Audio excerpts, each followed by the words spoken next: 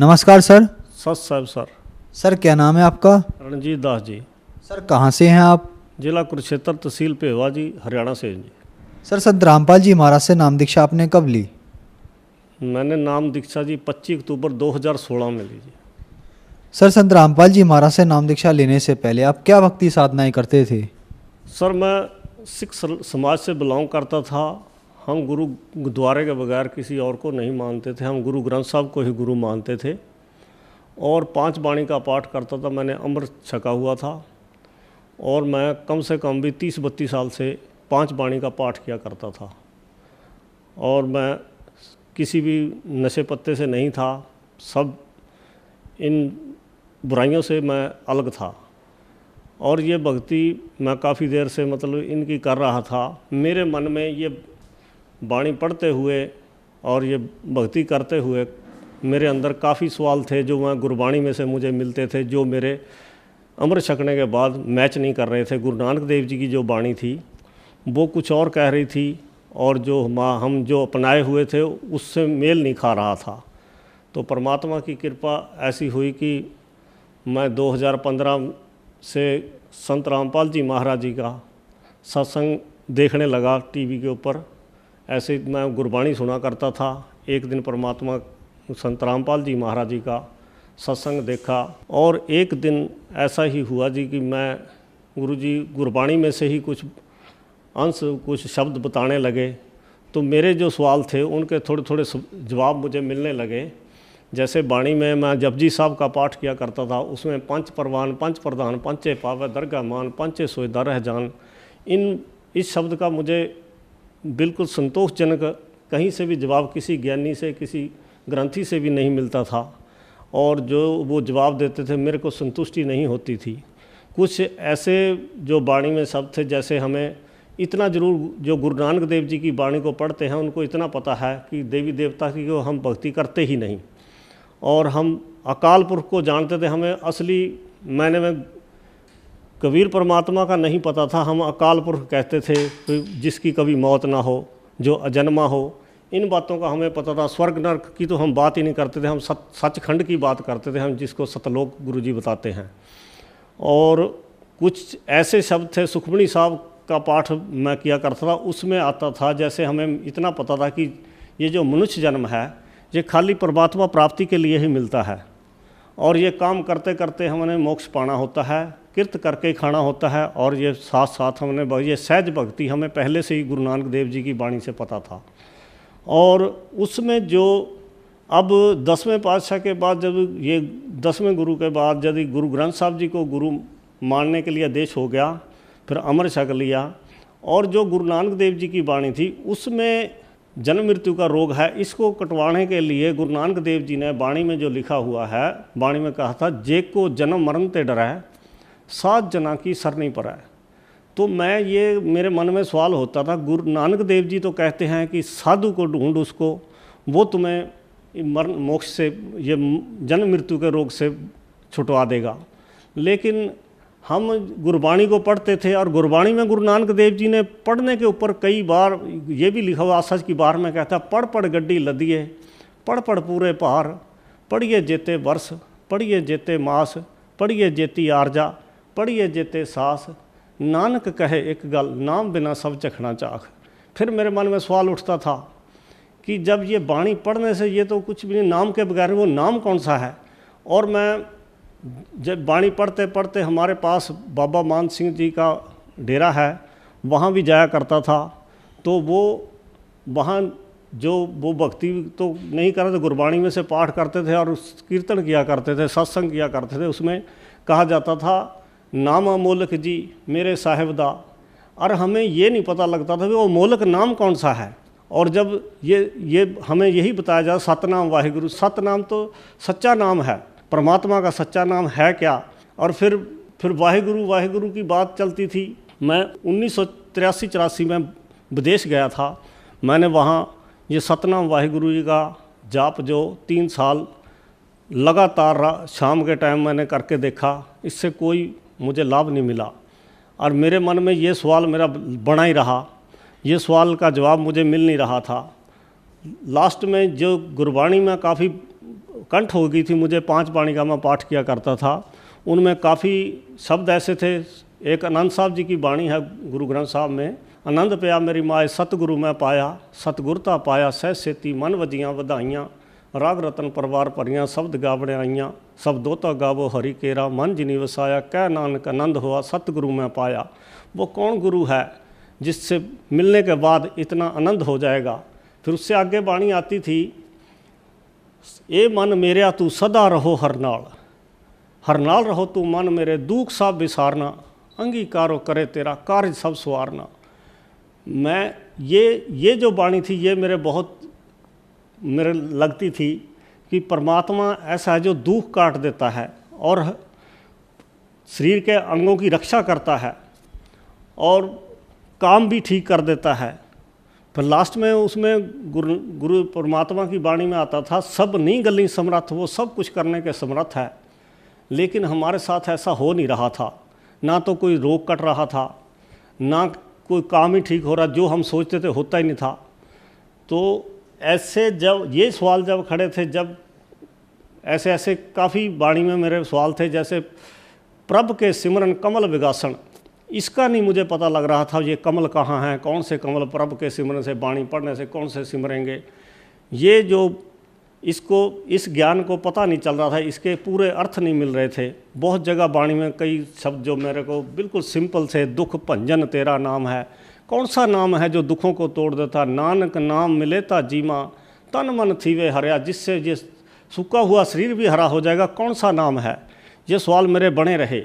उसके बाद परमात्मा की वाणी के साथ जो हम क्रिया कर रहे थे, जैसे अमर छकना, कृपान पहननी, सारा कुछ हम ये लड़ाई बढ़ाई, ये मेरे बिल्कुल भी मेरे हजम नहीं होती थी। क्योंकि गुरु नानक देव जी वाणी में कहते हैं, जब लग धारा को बैरी मीत, तब लग निश्चल नाही चीत। ये लड़ाई बढ़ाई के साथ बिल्कुल मेल नहीं खाता था कि यदि हम किसी को मारेंगे तो हमें चैन कहाँ, शांति कहाँ मिलेगी। और परमात्मा तो एक सहज मार्ग है, जो गुरु नानक देव जी ने एक निर्मल पंथ चलाया था, उससे उल्ट हो जाता था। ये सब मेरे सवाल ज्यों के त्यों खड़े रहे और मैं इन सवालों के जवाब को ढूंढ रहा था। उस टाइम परमात्मा की कृपा हुई, बंदी छोड़ सतगुरु रामपाल जी महाराज 2015 में मुझे सत्संग देखने को मिला। मैं लगातार इन प्रोग्रामों को देखता रहा, जिसमें संत रामपाल जी महाराज एक दिन भाई बाले वाली साखी खोल के दिखा रहे, जिसमें 547 सफ़े के ऊपर समुद्र की साखी आती है। उसमें बाला और मर्दाना गुरुजी से निवेदन कर रहे थे कि हमें वो श्रीलंका में जो जहाँ रामचंद्र जी ने चढ़ाई करी थी वो लंका दिखाओ जी, जो समुद्र था जहाँ पुल बनाया गया था वो नहीं देखा हमने, वो दिखाओ जी।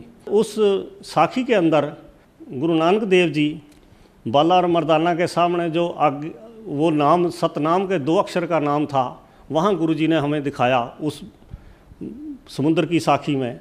तब मेरे को बहुत अचंभित होया मैं कि ये 2 जो अक्षर हैं इनको सतनाम कहा जाता है। ये मेरा पहला सवाल तो यहाँ से पूरा हुआ जी। सतनाम देखने के बाद मैं गदगद हो गया कि यही सतनाम है जो वाणी में। गुरु रामपाल जी तो कुल 60-70 साल के होंगे। ये वाणी तो जब की लिखी हुई है, जब 5वें पातशाह ने लिखी थी। ये वो तो लिख नहीं गए इसमें नाम ये। तो मैं इस बात से संतुष्ट हो गया। फिर दूसरा मंत्र जो था, जो प्रथम मंत्र मिलता है हमें, पंज शब्द तित घर सभागे वाणी में मैं पढ़ता था। 5 शब्द तित घर सभागे शब्द बाजे कला जित कर धारिया, 5 दूत तुद वश कीते काल कंठ को मारिया। ये 5 शब्द कौन से हैं जो काल को भी कर देंगे, जो 5 दूतों से काम क्रोध लोभ मोह अहंकार से छुटा देंगे। तो वो शब्द भी मुझे एक दिन ऐसे दया हुई मालिक की, 35 अखरी में गुरुजी अपने सत्संग में दिखा रहे थे। 35 अखरी में वो 5 मंत्र वो भी दिखाए। फिर मेरा सवाल था कमलों वाला, वो भी कमल गुरुजी ने जो पिंडे सो ब्रह्मंडे जी हमने पहले पढ़ रखा था गुरु नानक देव जी की वाणी में, फिर हमारे शरीर के अंदर ये कमल भी दिखा दिए गुरु रामपाल जी महाराज ने। और जब वो मुझे कमल देख लिए, मेरी काफ़ी दृढ़ता बनेगी। फिर कबीर साहब में भी पता लगा कि पूर्ण परमात्मा कौन है, जिसको हम अकाल पुरख करते थे, हम संत ही सम्माना करते थे।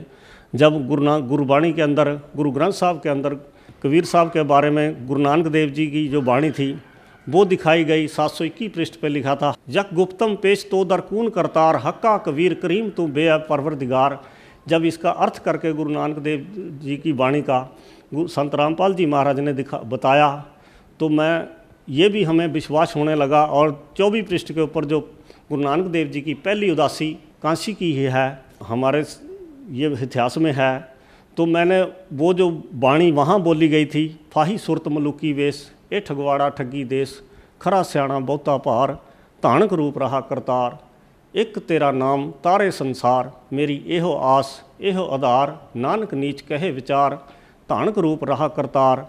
और ये 4 बार लिखा हुआ है। मैंने सब जो गुरुजी दिखाया करते थे, मैं मेरे घर के पीछे ही गुरुद्वारा, मैं सुबह जाके वहाँ गुरु ग्रंथ साहब जी को खोल के उनको देखता था।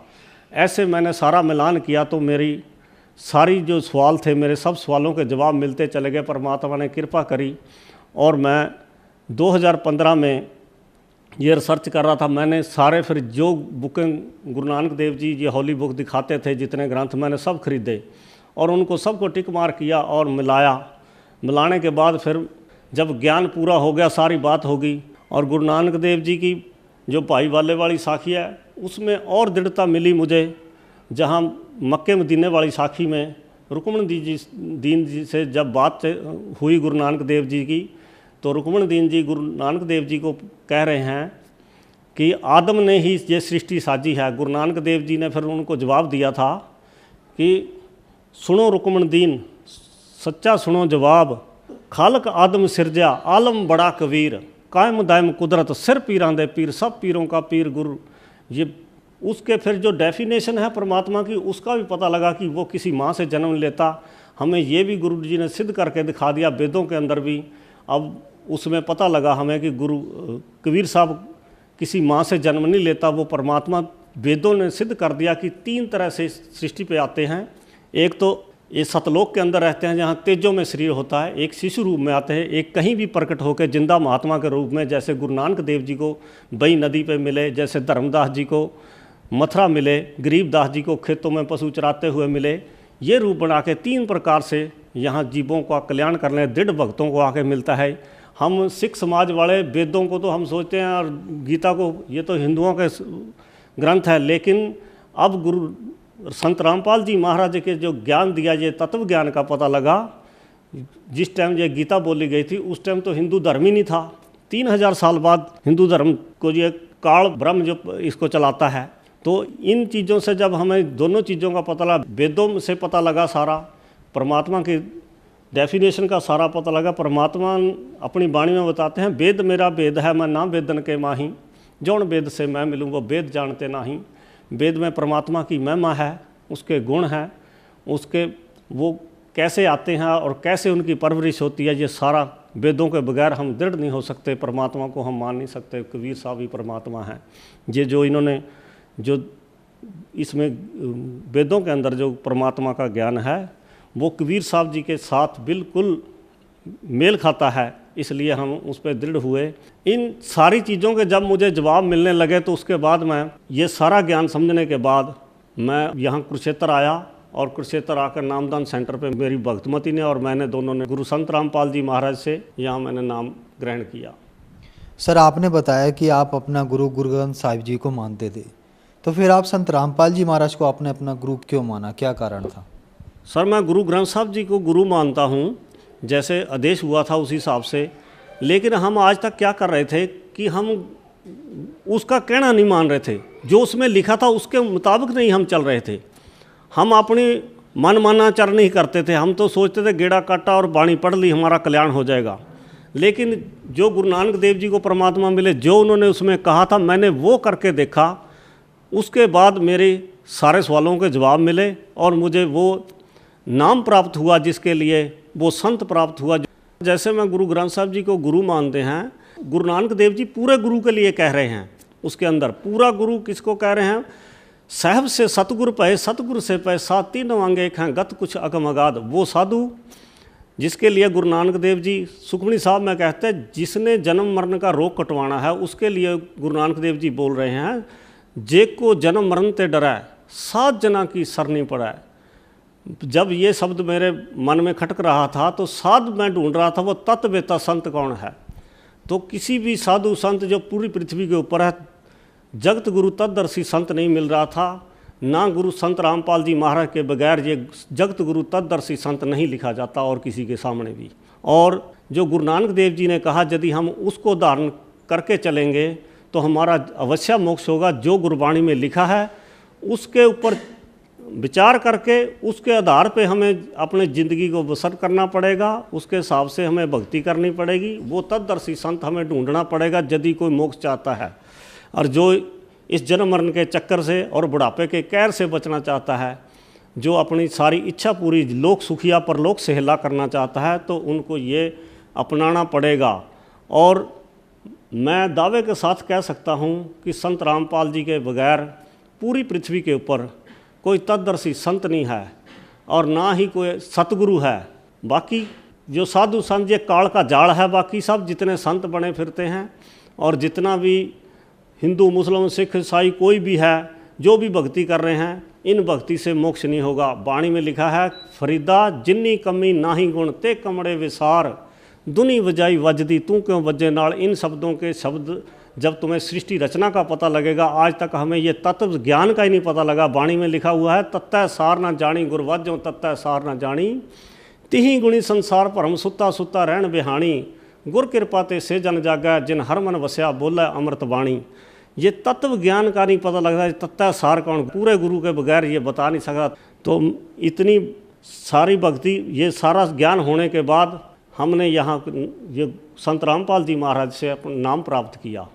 और जो गुरबाणी के अंदर लिखे हुए गुरु नानक देव जी के सहज स्वभाव बोले हुए छोटे छोटे जो बिल्कुल सिंपल शब्द थे, वो सारे के सारे बिल्कुल ज्यों के त्यों पूरे हो रहे हैं। अब हमें लाभ क्यों नहीं मिल रहा? गुरु ग्रंथ साहब में लिखा है, टूटी गांडन हार गोपाल मृतक को जीवालन हार। आज तक मैंने नहीं देखा किसी की उम्र बड़ी हो जो गुरु ग्रंथ साहब को पढ़ता हो, जिसकी उम्र बढ़ा दी हो, और किसी का दुख कटा गया हो, किसी का काम सवारा गया हो, किसी का दुख कटा हो, किसी के अंगों की रक्षा हुई। जो वाणी कह रही है वो हमारे साथ घटना नहीं घटती। मैं आपको बताना चाहता हूँ, मेरा छोटा भाई है, उसके 2 लड़के, एक 24 साल का, 28 साल का। हम गुरु ग्रंथ साहब को मानते हैं, पाठ भी कराए, हमारे पास पैसे की भी कोई कमी नहीं थी, किसी तरह का कोई कमी नहीं है। दोनों बेटे हमारे 24 साल का, एक 28 साल का, ख़त्म हो गए। और मैं नहीं कहता कोई गुरुद्वारा ऐसा छोड़ा होगा जहां हमने पाठ नहीं कराया होगा और अरदासें नहीं करी होंगी, लेकिन हमारी सुनाई नहीं हुई कहीं भी। हमारे दोनों बेटे चले गए। और ऐसे ही मैं यहाँ, मैंने यूपी के अंदर मेरा खेती है, वहाँ भी हम 30-40 घर हम सरदारों के रहते हैं। ऐसा ही एक परिवार वहाँ भी गुरुद्वारे से हम पूर्णमासी के दिन आ रहा था।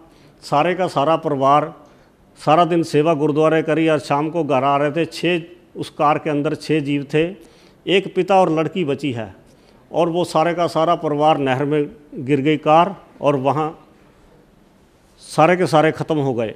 और ये चीज़ें मुझे झंझोड़ रही थी बहुत, क्योंकि हमें कोई लाभ ही नहीं, वाणी पढ़ने से भी, पाठ करने से भी कोई लाभ नहीं मिल रहा था। तो क्या सर संत रामपाल जी महाराज से नाम दीक्षा लेने के बाद आपको कुछ लाभ भी प्राप्त हुए? लाभ तो मुझे बहुत हुए हैं, लेकिन जिनमें से मैं कुछ आपको जो मोटे मोटे लाभ हुए हैं मैं आपको बता देता हूँ। लाभ तो गिनते सारी रात भी निकल जाए, सारा दिन भी निकल जाए, जो जीव का थूक सूख जाएगा, इतने लाभ देता है परमात्मा। मेरे ताऊ जी और मेरे पिताजी दोनों के कानों से नहीं सुनाई देता था। ये हमें पीढ़ी दर पीढ़ी लगा हुआ था ये रोग हमारे परिवार में। इसी तरह मेरे भी 50-55 साल की उम्र में जब मैं आया, 50-52 साल की, 5-6 साल पहले, मेरे कान में भी ऐसे ही, इसी टाइम मेरे पिताजी के हुआ था, इसी टाइम मेरे भी ये रोग चालू हो गया। मेरे कान के पर्दे में सुराख हो गया था और मेरी ये साइड सारी में दर्द होने लग गया था। और मैं पटियाला राजेंद्रा अस्पताल का एक रिटायर्ड डॉक्टर, परमार डॉक्टर है, उसके पास से साल भर दवाई लेता रहा। उसी टाइम 2015 की बात है कि उसी टाइम मैं साल भर हो गया था, तो उधर मैं ये रिसर्च भी कर रहा था, गुरुजी के प्रोग्राम भी देख रहा था। अचानक मुझे परमार डॉक्टर ने कहा, तू एम्स में वहाँ ऋषिकेश ही दिखवा ले अपने कान को, वहाँ बड़ा डॉक्टर है। मैं वहाँ चला गया। उन्होंने मेरा 2 बार मैं वहाँ गया, उन्होंने 1 बार दवाई दी, दूसरी बार उन्होंने टेस्ट किया कि तेरी हड्डी गलने लग गई अंदर से, सरदार जी आपके तो कान का ऑपरेशन होगा। फिर मैंने उनको कहा चलो ऑपरेशन कर दो। तो उस टाइम मैं इतना दृढ़ हो गया था। वैसे मुझे ये सारा पता लगा कि सतगुरु गुरु रामपाल के बगैर धरती पे कोई सतगुरु नहीं है और कबीर परमात्मा के बगैर कोई परमात्मा नहीं है और इस ज्ञान से आगे कोई ज्ञान भी नहीं है। इतना मैं दृढ़ हो चुका था। और उस टाइम मैंने नाम नहीं लिया हुआ था। और फिर मैं जिस टाइम उन्होंने मुझे वहाँ 7 मई 2015 को मेरा ऑपरेशन का टाइम दे दिया। जिस टाइम मैं उस टाइम दे दिया तो मैं अभी 3 महीने थे वहाँ। एक लड़की जलंधर की लगी हुई थी। मैं बोला बेटा 3 महीने में कैसे काटूंगा, मेरे तो कान रोज़ बहता है और खारिज होती है, सुनता भी नहीं है, दवाई भी नहीं आप दे रहे कह रहे। उन्होंने कहा अंकल जैसे भी होगा कि यदि किसी का पहले ऑपरेशन होगा तुम्हारा नंबर लगा दूंगा। लेकिन मेरा नंबर तो मैं घर चला गया और मैं सत्संग देखता था। मैं एक दिन ऐसे ही मन में प्रार्थना करी, संत रामपाल जी महाराज आप पूर्ण परमात्मा है, मेरे कान मत खोसियो, मैंने तो आपकी भक्ति करनी है, तेरा नाम सुनना है। मैं सच करके कह रहा हूँ, मैंने नाम भी नहीं लिया था। सुबह को जब मैं उठा तो मेरा कान बिल्कुल सूखा था और मेरे कोई खारिश नहीं हो रही थी, कुछ नहीं हो रहा था। मेरा नाम लेने से पहले परमात्मा ने मेरा कान ठीक किया, जो हमें जन्म जन्म से हमारे पीढ़ी दर पीढ़ी ये रोग चला आ रहा था। उसके बाद मेरी भक्तमती है, जब हमने नाम ले लिया, हम नाम तो ज्ञान के आधार पे आए, लेकिन उनको भी प्रॉब्लम थी, उनके शरीर में दर्द रहता था, एक छोटी मोटी प्रेत बाधा सी रहती थी, उसके कारण सारा शरीर बेकार कर दिया। घुटनों में दर्द, शरीर का वजन बहुत बढ़ गया था।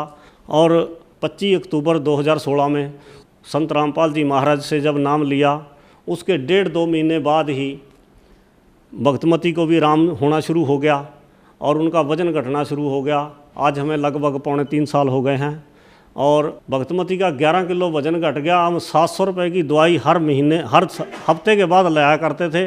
वो दवाई से वो उठा करती थी, नहीं सारे शरीर में दर्द ही रहा करता था, शरीर फूल गया था। आज कोई गोली नहीं खाई, कोई दवाई नहीं, उसके बावजूद ये सारा रोगों से निजात मिली है। और मैं एक बार यूपी वाले खेत से पिपली के पीछे आ रहा था, ये कुरुक्षेत्र से पीछे, अचानक मेरी कार, एक टेम्पू ने मेरे सामने टेम्पू रोक दिया, उसमें लग गई आके और टेम्पू नीचे खदानों में जा गिरा और वो चालक की टांग टूट गई। मैंने वहाँ थाने में फ़ोन हो गया, यहाँ मेरे मिलने वाले थे, उन्होंने फ़ोन कर दिया, वहाँ पुलिस वाले आ गए, मुझे उन्होंने संभाला, उसको भी उठा के ले गए, उसको यहाँ कुरुक्षेत्र हॉस्पिटल में ले आए, तो यहाँ से चंडीगढ़ रेफ़र कर दिया वो जो टेम्पू चालक था। फिर हम सुबह को वहाँ आए, थाने में गाड़ी खड़ी कर दी, गाड़ी भी मेरी टूट गई थी। और फिर मैं वहाँ जब गए थाने में, हमने उनसे समझौता करना चाहा, तो मैं जो इंस्पेक्टर उसके बयान लेने चंडीगढ़ गया था उसको फ़ोन किया कि इनसे बात कर लो, जो को यहीं पैसा लेके फ़ैसला कर लेंगे। तो उसने 50,000 रुपये मुझसे मांगे। फिर मेरे को पुलिस वाले ही बोले जब तेरा बीमा कागज सब कुछ पूरे हैं, तुम्हें क्या देने की ज़रूरत है, तुम केस कर दियो तो अपने आप कर लेगा फैसला, जब पहली तारीख पे ही आएगा। मैंने उनका कहना मान के ऐसे कर लिया। मैं जो केस बना था उस केस की तारीख भुगते मुझे 3 साल गुजर गए। हर महीने मुझे तारीख पे आना पड़ता था, मुदई आए ना आए मुझे ज़रूर आना पड़ता। मैं बड़ा परेशान चल रहा था, तारीख भुगत के मुझे यूपी से 200 किलोमीटर में आता था, 200 किलोमीटर जाता था। और फिर जब मैंने नाम लिया, 3 साल हो गए थे मुझे ये क्रिया करते हुए, ये केस भुगतते हुए। नाम अक्टूबर में लिया और 25 जनवरी 2017 में मैं 22 इज्जत बरी हुआ। संत रामपाल जी महाराज की कृपा हुई और उसके बाद मैं उस केस में मुझे एक पैसा भी नहीं देना पड़ा, 22 इज्जत बरी हुआ। सर, जो श्रद्धालु आज आपको देख रहे हैं, खास करके आप अपने भाइयों को, समाज के भाइयों को क्या कहना चाहेंगे? मैं अपने समाज के भाइयों को बताने लायक तो कुछ नहीं हूँ, लेकिन जितना मुझे अनुभव हुआ, जितना मैंने रिसर्च करी है, उसके आधार पे मैं बताना चाहता हूँ। यदि कोई परमात्मा पाना चाहता है इस धरती के ऊपर, जो मनुष्य देह में आया है, इस जीवन का ये 84 लाख जून के बाद ये जीवन प्राप्त हुआ है। भई प्राप्त मनुख देहरिया, गोबिंद मिलन की ये तेरी वरिया, अवर काज तेरे किते ना काम, मिल साध संगत भज केवल नाम।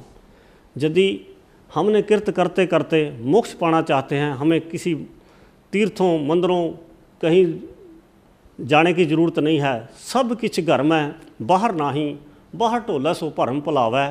जिसने परमात्मा पाना है, सब कुछ तेरे शरीर ये ऐसा परमात्मा ने एक ऐसी मशीन बनाई है, इसी में परमात्मा की प्राप्ति है। देवते भी इस शरीर के लिए लोचते हैं, जिसके लिए गाया करते थे, तीर्थ भी लोच दे। ये जो साधु है इसके लिए, और ये जो शरीर है इसके लिए देवी देवता भी लोचते हैं। मैं अपने सब बहन भाइयों को कहना चाहता हूँ कि ये मनुष्य जन्म बार बार नहीं मिलता।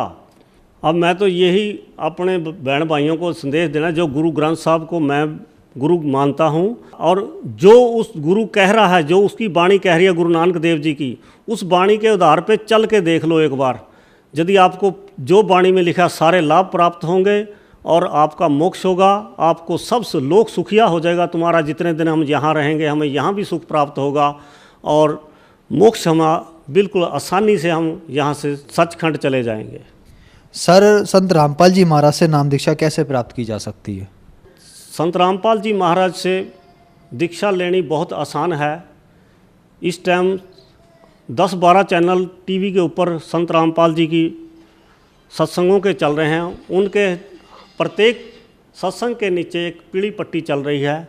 उस पट्टी के ऊपर सतलोक आश्रम बरवाड़ा के नंबर चलते हैं। उन नंबरों पे फ़ोन करके आप जहाँ से भी फ़ोन करोगे, उसी नज़दीक नामदान सेंटर का आपको पता मिल जाएगा। आप आसानी से वहाँ से जाकर नाम दीक्षा लेकर अपना कल्याण करवा सकते हैं। धन्यवाद सर। सत साहिब।